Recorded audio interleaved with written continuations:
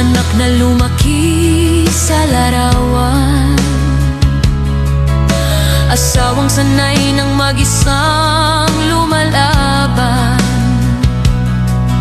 Sa video call, ngiti ang ipinapakita, pero sa gabi, lungkot ang kausap ko palagi.